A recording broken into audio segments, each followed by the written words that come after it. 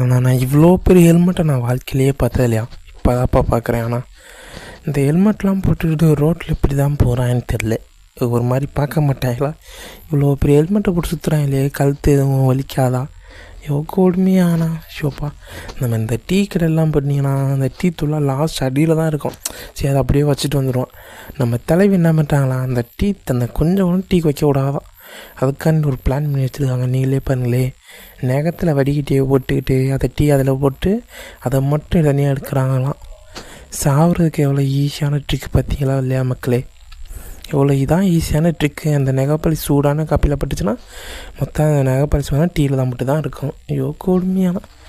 நீங்கள் எத்தனையோ பீட்சா பார்த்துருப்பேன், ஆனால் இந்த மாதிரி ஒரு பீட்சா பார்த்துருக்கவே மாட்டீங்க. கருப்பு எறும்போட அந்த இது பீட்சா எப்படி சூப்பராக இருக்கா கைஸ். நம்ம வீடியோ பிடிச்சிருந்தா மறக்காமல் நம்ம வீடியோக்கு ஒரு லைக் பண்ணிடுங்க. அந்த வீடியோக்கு ஒரு